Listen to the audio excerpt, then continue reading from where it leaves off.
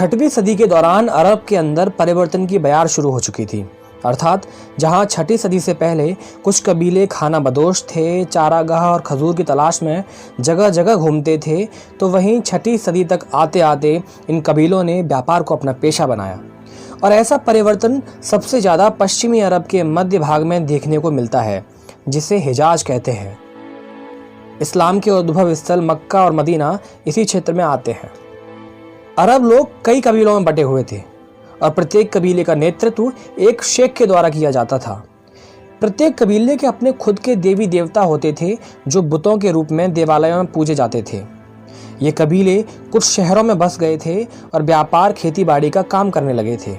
इन्हीं शहरी बस्तियों में व्यापारिक केंद्र के रूप में जो सबसे ज़्यादा महत्वपूर्ण बस्ती थी वो थी मक्का।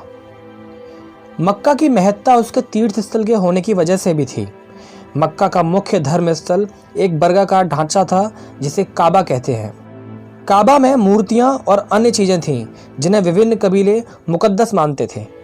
उन मुकद्दस चीज़ों में एक काला पत्थर भी शामिल था जो वहाँ की दीवार में लगा था, और हर साल एक खास समय में लोग यहाँ तीर्थ करने आते थे। काबा को एक ऐसी पवित्र जगह माना जाता था जहाँ हिंसा वर्जित थी और यहाँ आए सभी तीर्थयात्रियों को सुरक्षा प्रदान की जाती थी। तीर्थ यात्रा और व्यापार ने खाना बदोश और बसे हुए कबीलों को एक दूसरे के साथ बातचीत करने और अपने विश्वासों और रीति रिवाजों को आपस में बांटने का मौका दिया। 5वीं सदी के अंतिम समय में मक्का पर कुरैश कबीले का शासन हुआ और इस कबीले में अनेक कुल थे जो व्यापार में लगे हुए थे।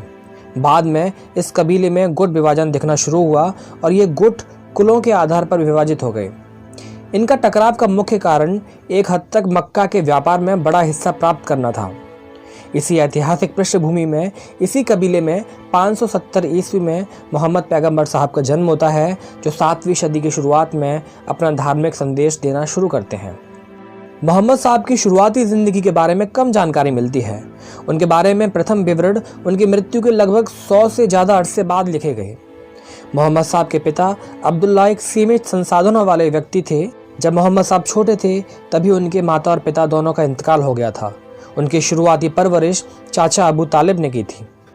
जब मोहम्मद बड़े हुए तो उन्होंने खदीजा नामक धनी विधवा के यहाँ नौकरी कर ली और आगे चलकर मोहतरमा खदीजा से ही मोहम्मद साहब की शादी